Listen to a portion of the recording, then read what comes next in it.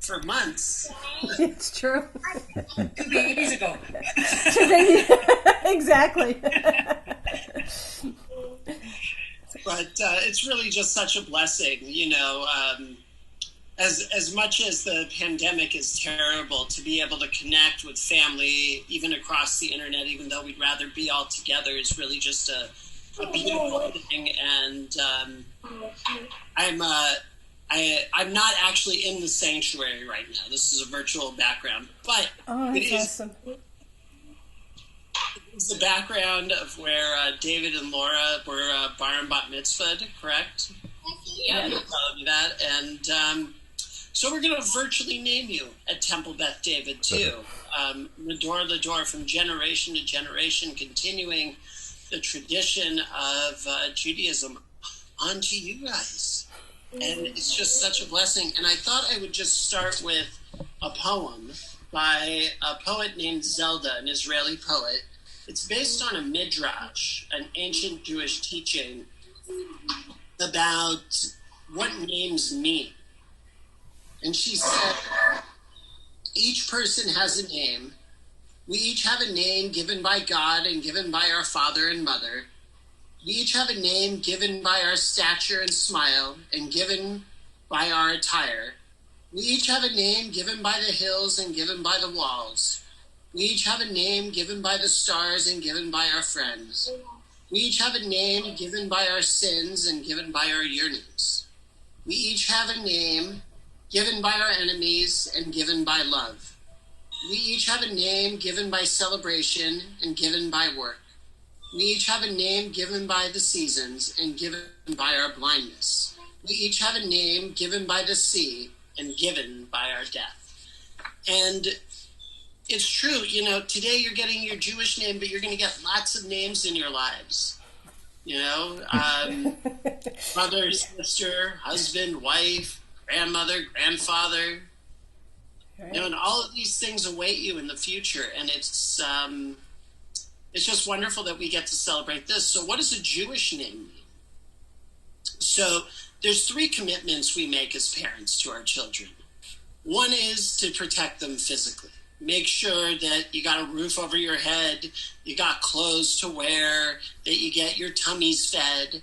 And then the second promise we make is we're going to fill those brains. We're going to make sure that you get an education, that you learn something, that you learn how to survive in the world. And then there's a third promise that we all make as parents. And that's that we're going to take care of and nurture your souls. Because we're not just our bodies and we're not just our minds, but we're also our spirits. And that's really what the giving of a Hebrew name is a commitment by the parents to nurture not just the physical and the mental, but also the spiritual. And so we'll start with Psalm 133. I apologize, I'm not the greatest singer, but what's a Jewish celebration without a little music? So feel free to sing with me if you want. Hine Matov. Okay. Hine Matov u'manayim, shevet achim gam yachad. Hine Matov u'manayim, shevet achim gam yachad. Hine Matov shevet achim gam yachad. Hine Matov shevet achim gam yachad. And don't worry, anytime I use Hebrew, I always translate. So for those that are worried, I don't know what the rabbi's saying, don't ever worry. I will always translate. And that is from Psalm 133, and it says, "How good and pleasant is it that brothers and sisters dwell together." And I can't think of anything more fitting right now with brothers and sisters on this Zoom call and cousins and grandparents, and that we just get to all be together in this virtual space.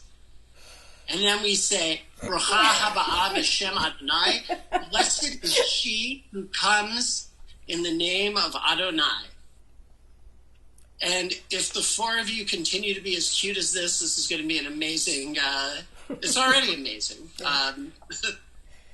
Yeah, it is. It is, for sure. So I'm going to share my screen now. So this is my first virtual baby name. So we're going to see how this works. But here where you see where it says option A, I'm going to ask your parents' kids, your mom and dad, to read this to you. Can you all see it? Where it says, "Made this home"? Yep. Yep. Yep. So parents, if you could read that to your kids. Do we too? Let them read it. No, I'm sorry. So, I'll refer to the grandparents as grandparents' parents. Perfect. Even though I know there's... Perfect. Sorry. So if I could ask the parents of the children to read option A to their children. May this home always be the sacred space of God, filled with your presence, dedicated to Jewish life and traditions. You can just ignore the space there. May this home be your sanctuary, a place where loving harm hands uphold you, advise you. Let this home be filled with love. Here let the hearts of parents and children always return those to one another. Here with trust and caring keep us together as parents. And we mute. We'll just keep trucking.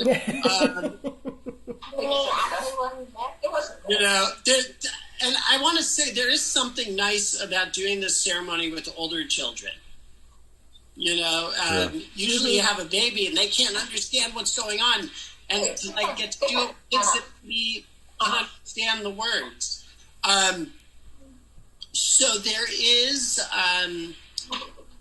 So traditionally, very unfairly, there was no ceremony for girls. There was just a ceremony for boys when they were born, where boys would get circumcised and enter into the covenant. And so we had to think really hard, how do we create a ceremony for girls and welcome them in? And the decision was made not so long ago that we would do a foot washing.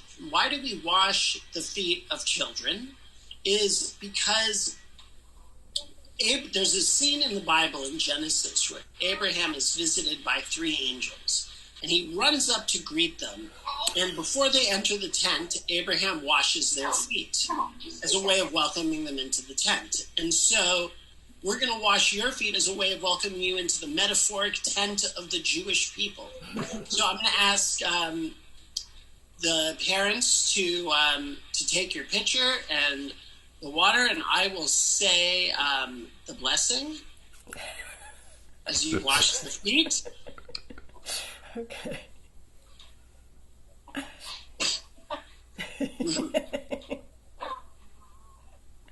We're going to stand up. And it's back. Whoa, on the Stand table. up. Stand up. Okay, put your feet in. Want to stand up, Hannah? Not that. Dip a toe. How about I dip my toe? Well, you'll do it. All right, come on over. Oh, you want to? Gotta do. Gotta do Just more. tell it right now. Hey, all right.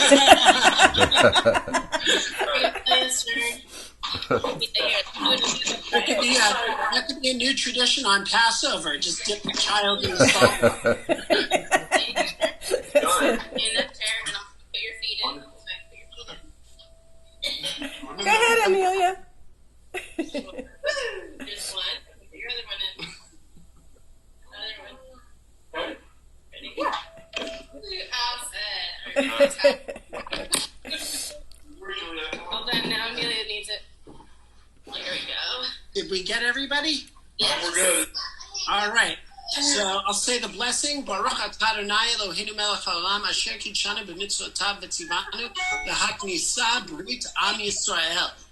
Blessed are you, Adonai, our God, sovereign of the universe, who hallows us with mitzvot and commands us to bring this child into the covenant of our people Israel. And we will all say, Amen. So now I'd ask the parents maybe just to take a minute and tell us what the Hebrew names are that we have decided for your children. Would anybody like to go first? We go first. Okay. Okay, great. Why don't we do it in order of birth of children? So we'll start with Hannah. Start with Hannah? Okay. For Hannah, we picked the name Leora. Starts with an L. It's in honor of Jessica's late Uncle Lynn. Aunt Lynn. Aunt Lynn. Who we all love very much. Okay, Amelia. Laura? So Amelia's name we chose was Adira, for starting with the letter A for Grandma Annie. And it means mighty, powerful, and strong. Maybe Juliet should be mighty powerful. Okay, and then we have Juliet is next in order.